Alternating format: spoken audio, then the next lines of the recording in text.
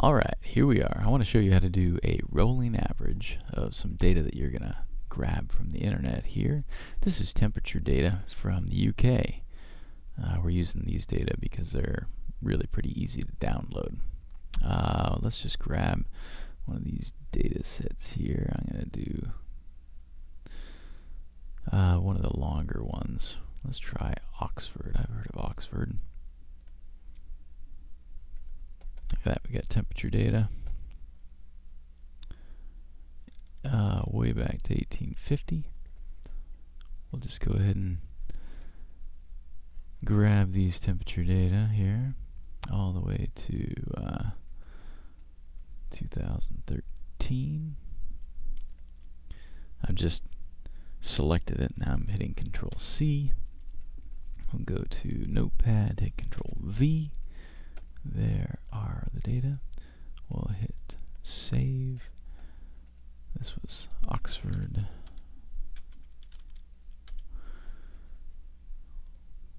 Saving it as a text file. Now we go to Excel. We're going to pull this text file into Excel just by opening it.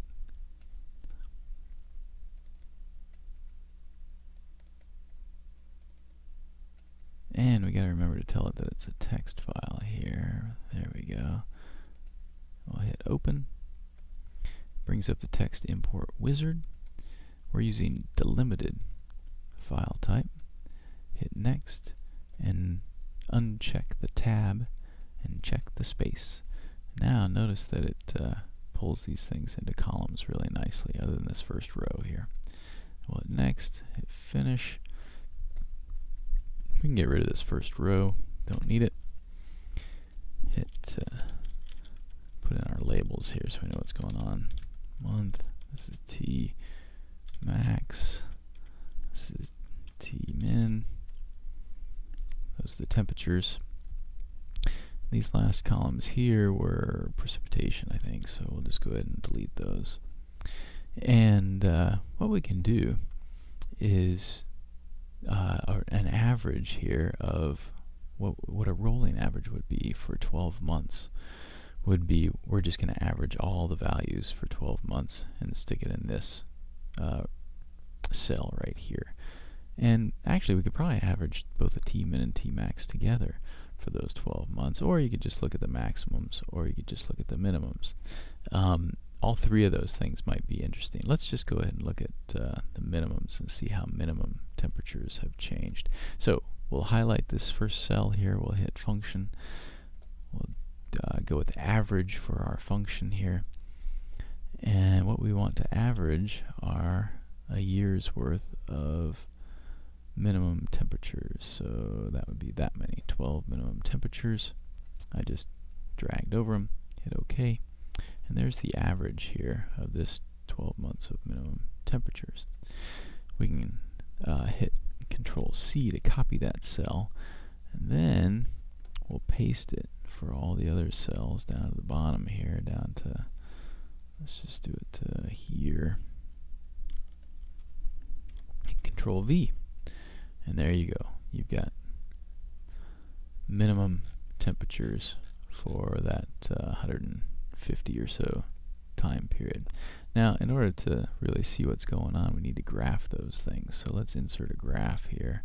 We'll just go ahead and insert a line graph, 2D line, and we need to tell it what data we want to use. So we'll go ahead and select data here. Our data range, we'll just use this column here, and hit OK. And there's our data. It's kind of hard to really look at it the way it is right there. First of all, we need some dates down at the bottom here, so let's see if we can change that. Hit select data again, and we're going to edit the horizontal axis here. And what we want are all the dates down to the bottom here. Hit OK. Hit OK. See what that looks like. What happened? Oh, it's up here. Alright, so now we've got dates on here. That's good. But our scale looks really pretty nasty. First of all, whoops. I'm going to move this over here so we can blow it up. We want to change our scale from, what, 4 to 8.5 or so. So just double click on the axis here. Whoops, that didn't work. There it is. Double click on the axis. We'll go with fixed. This will be 4. This will be 8.5. Hit close. Alright, now we're starting to be able to see what's going on here with our data. First of all, you'll notice that it kind of goes up and down and up and down and up and down, but the general trend is up. We can actually add in a trend line if we want here. Let's just do a linear trend line. There we go. So we've got a nice trend line in here. It looks like we've gone from 5.5 up to about 7 degrees here. And this is over the past 150 years, looks like. But then also, you'll notice that there's some pattern here. We've got a pretty distinct dip here at the end of the 1800s, and then it rises pretty good up into the 40s, and it sort of levels out here again through the 70s, and then a pretty steep rise here toward the end. This drop-off at the end, huge drop-off, is just because we are because of our rolling average, the way that works. And so this is a pattern that you're going to see over and over again when you're doing this lab, that we've got an increase through the early 1900s, then it kind of levels out a little bit, and then an increase through the late 1900s. I'm going to try and give away the punchline here right off the bat, that this increase during the early 1900s is basically sort of a rebound after the lows here of the Little Ice Age at the end of the late 1800s.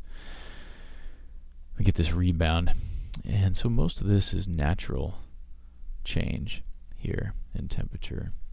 This later change in temperature toward the very end here, from about the late 50s or so on, is mostly due to human causes. So if you're asking a climate scientist what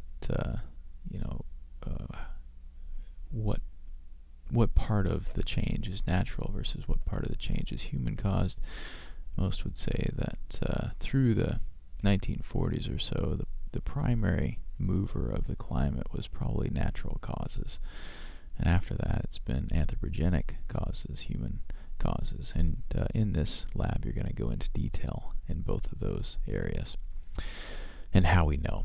Anyway, that's how you do the rolling average, and good luck.